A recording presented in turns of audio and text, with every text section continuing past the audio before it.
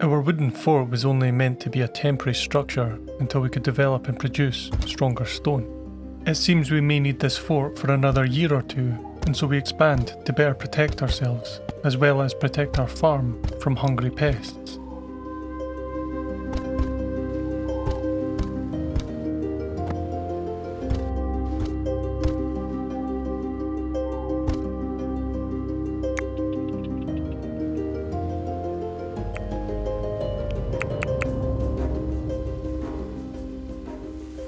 We also still have some repairs to do.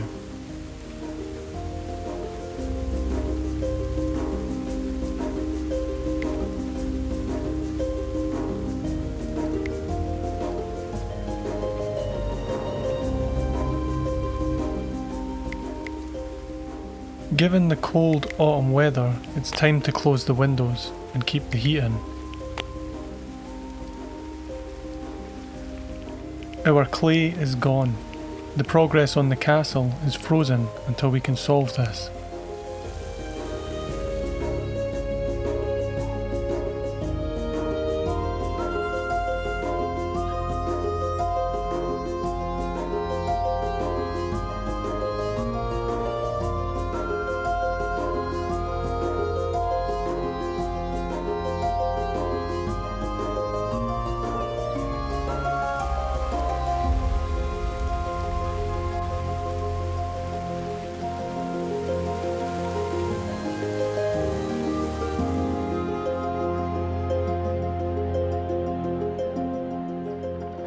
With no clay to craft into bricks, Avota has powered through the research.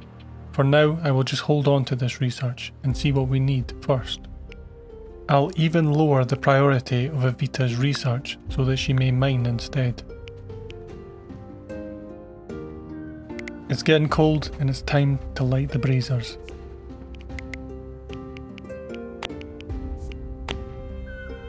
We now have 9 dogs with the addition of Vlad, Feline and Gaffy.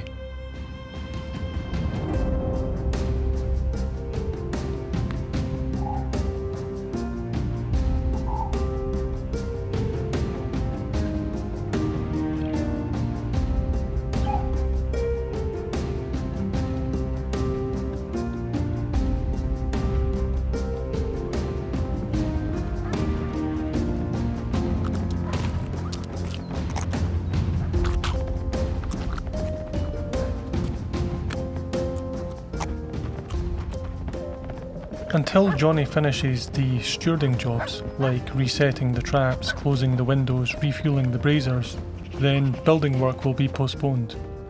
We could certainly do with another builder in the community. I can get him to at least build the apothecary table just now.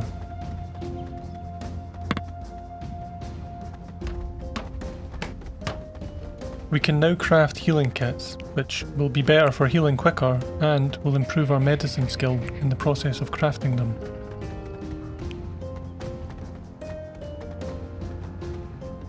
Perhaps we can have Mary do the stewarding for now until we can get the building and the repairs done. I continue to send Avota on trade missions to try and get us some better building materials like clay bricks for the castle.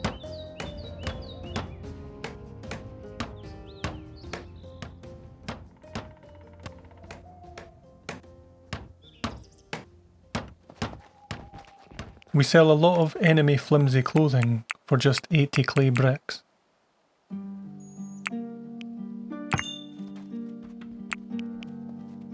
I add a second tailoring bench as we have a few passionate tailors in the community. This can help us break down items quicker and can make us profit from good clothing.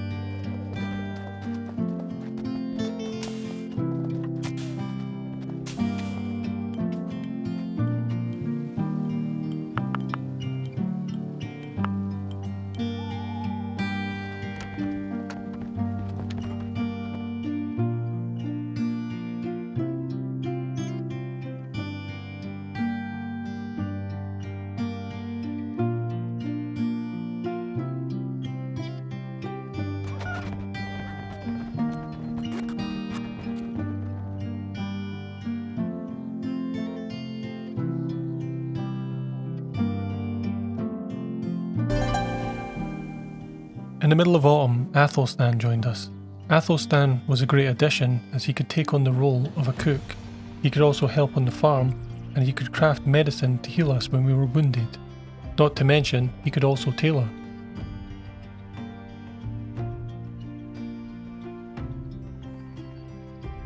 His traits were not interesting. He gets cold easily, and he's good with animals. His main role for now was to take over cooking so Wigolf could focus on smithing.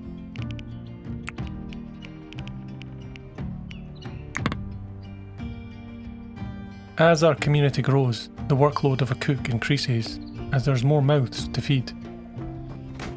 Wigolf looks to be happy with the furnace in front of him and a hammer in his hand.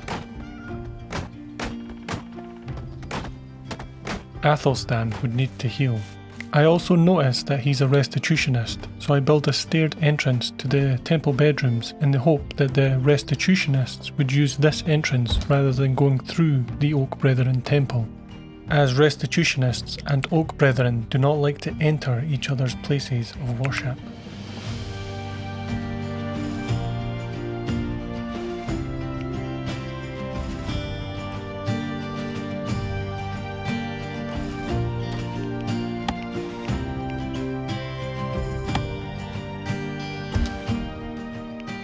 Given how often we are wounded, I decide to invest in infirmary beds. I will build an infirmary in the river tower so that we can get people to treatment as fast as possible. I also moved the apothecary bench to the ground floor too.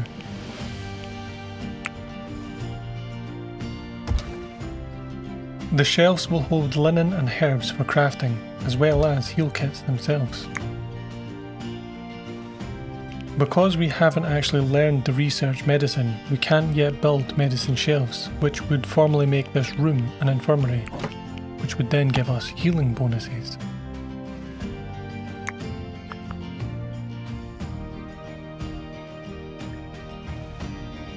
It's getting cold, and it's time to stop sowing in the farms.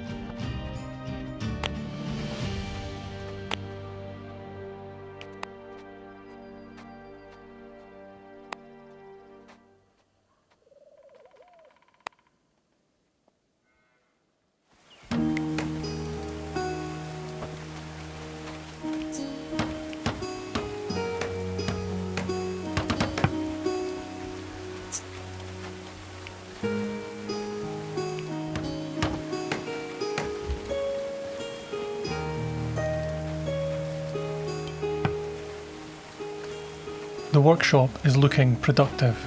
Wigolf and Gwen are becoming very talented and are expected to master their crafts within a few years. Athelstan automatically moves himself to the infirmary. His recovery is going well and he should be up on his feet soon.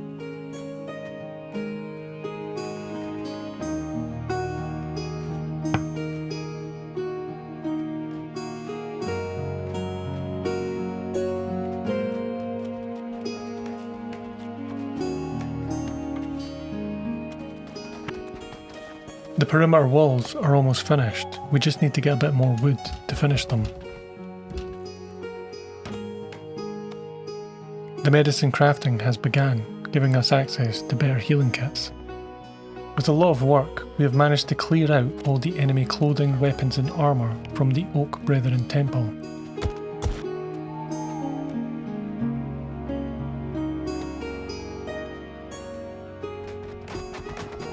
Athelstan's cooking skill has got a long way to go, but he's deeply passionate to learn. He's also freeing up Wigolf to do other tasks, which is important.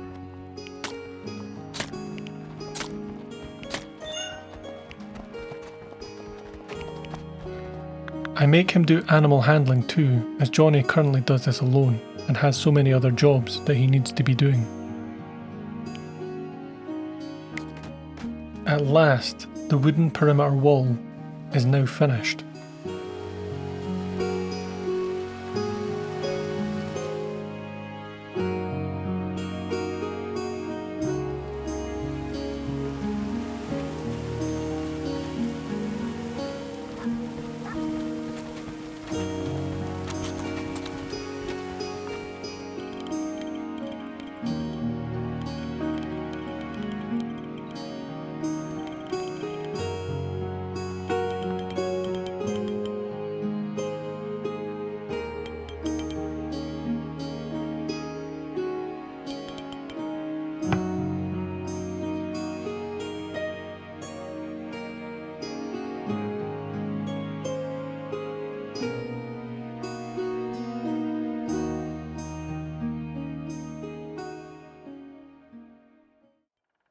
I decide to remove the inner merlins from the fishing fort, as they're not going to fire arrows at us from the water, and the aesthetic is not great.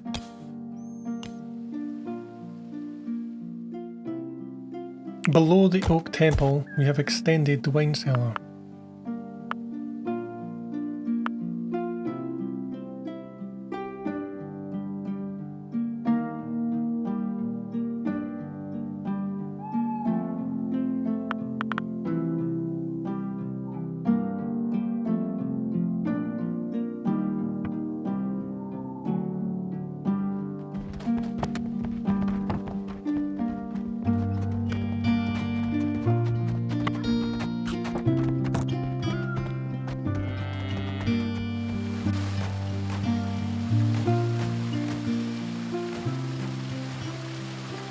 Things are peaceful for a time in East Avon. But just before we finish the overflow storage, those damn mountain bandits show up again. We'll try to deal with them smoothly this time.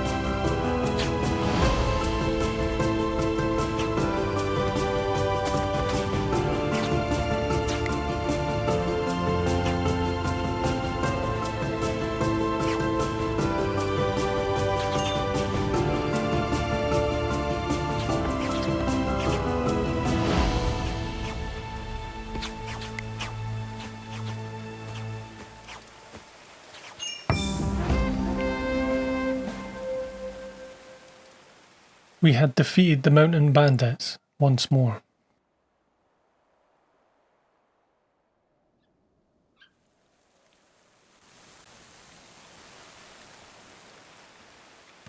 The repairs are quite minor, but there are many traps that will need reset. It's grueling work in this weather, but it must be done.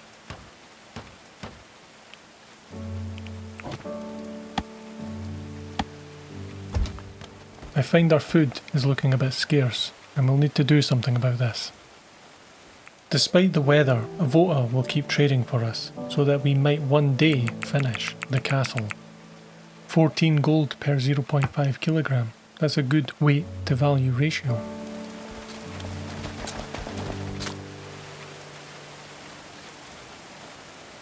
It looks like those sinners, the mountain bandits, have desecrated the small church.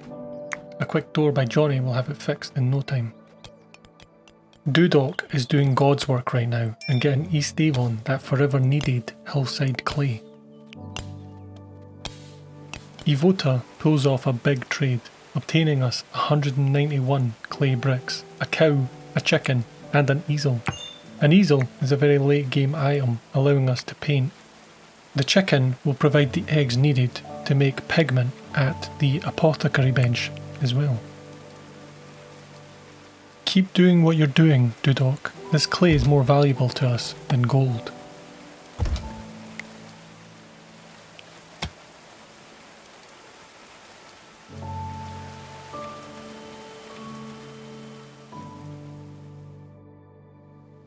Managing a wine cellar can be a real pain.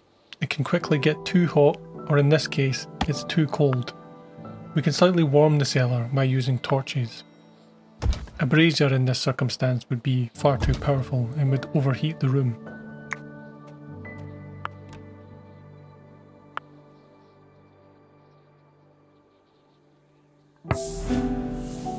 We enter our second winter. This time our clothes are better, but we have more people to feed and our food supplies are quite low. We'll see what we can get from this final harvest. Avota returns just in time to give us a hand with the harvest.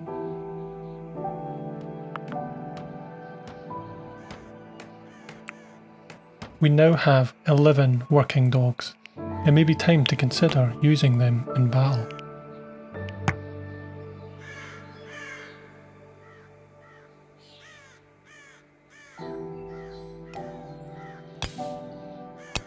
This is what we like to see from Dudok and Johnny.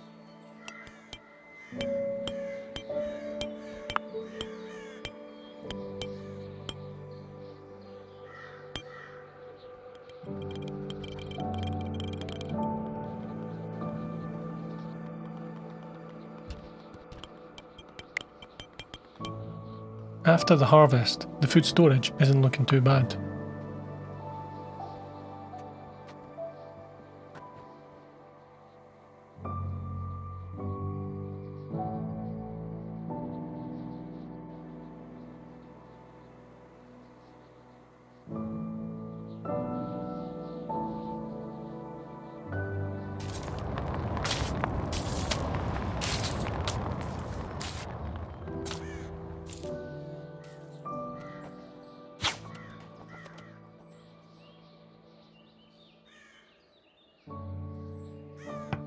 Johnny finally gets round to adding a torch to the wine cellar. It's also a good chance to demonstrate a new feature that got added, the ability to forbid a blueprint. As you can see, this torch blueprint has been forbid. I can then unforbid it, and that will then allow it to be built. For the easel that Avota brought back, I decide to make one of the temple bedrooms a room for painting. Painting will be great for our castle bedrooms, when we ever build them. We've chipped away some progress on the hunting tower escape tunnel entrance. It's a lot slower than I expected.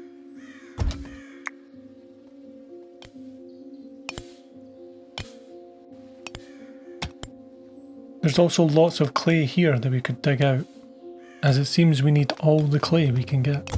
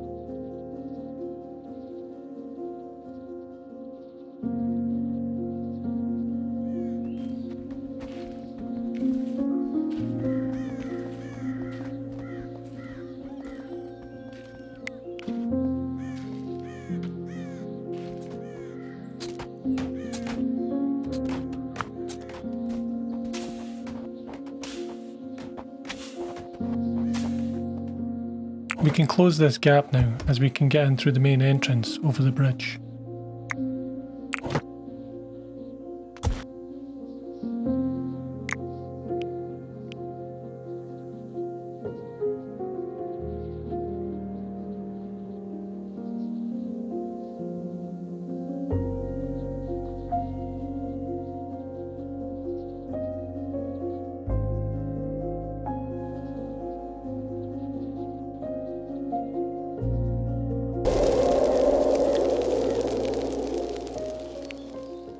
I guess that's the signal that we need to crank up the heat to max.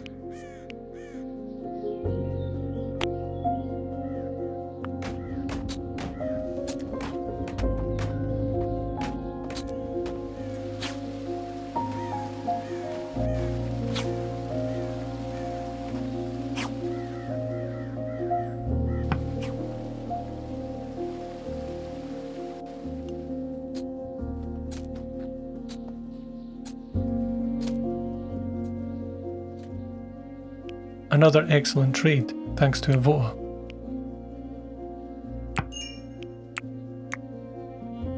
I decide to build a grated side entrance to allow Avota to spear fight from relative safety of the other side of a grated door, as a spear can be used 2 tiles in front and even through a grated door.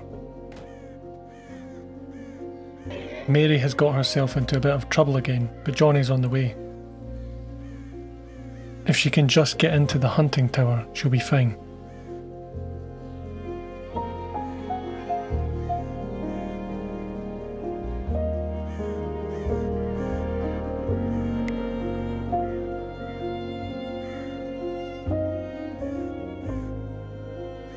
It looks like Mary will make it to safety, so I'll let Johnny go back to building. It looks like Dudok's already here to show his heroics. Fortunately, Athelstan backs him up. But soon the veterans Gwen and Weagulf also appear.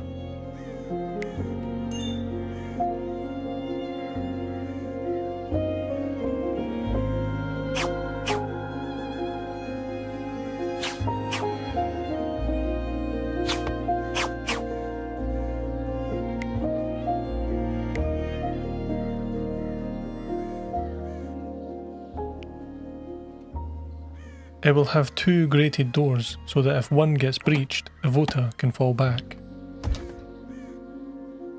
I'll also sprinkle them a few traps as a surprise. Our Mary does like to get herself into trouble.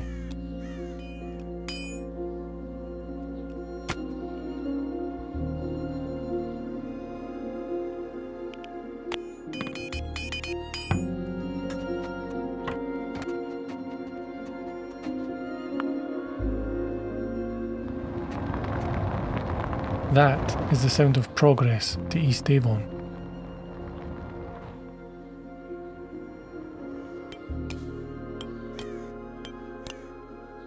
It was a very exciting day when Alton appeared, fleeing from the Ravagers.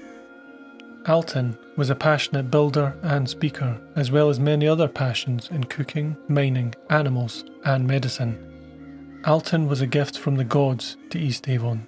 The only price was that we would have to take on the monstrous cannibals that were the Ravagers. East Avon would burn to ashes before we let a man be eaten by savages. To top it off, Alton only had excellent traits, particularly that he was a fast learner and he had a green thumb, which increased his harvest amount by 35%.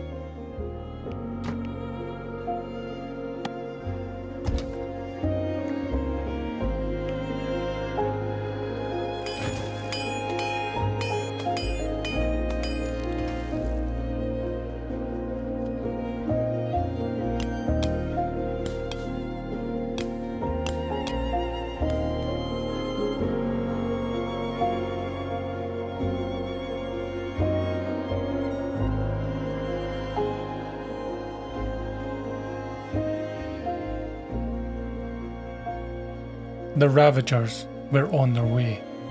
Against such monsters, we would not hold back.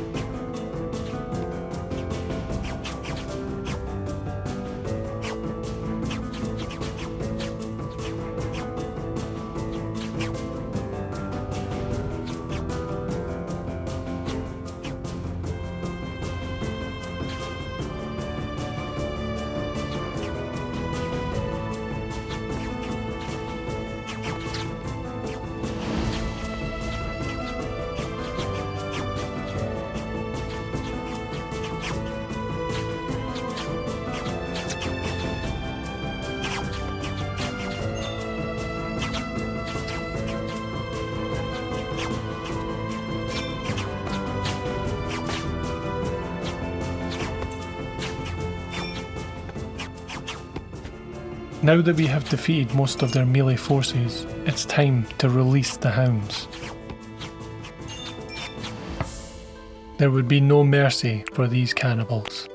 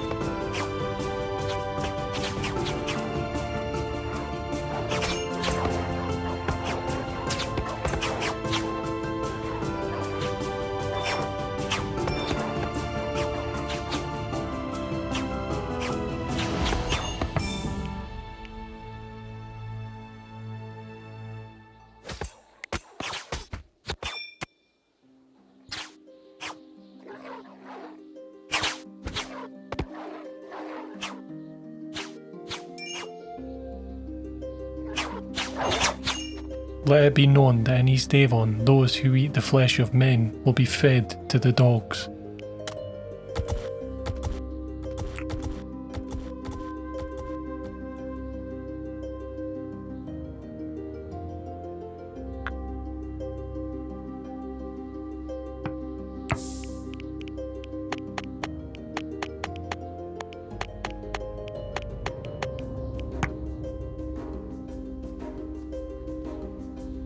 The dogs take a well-earned rest.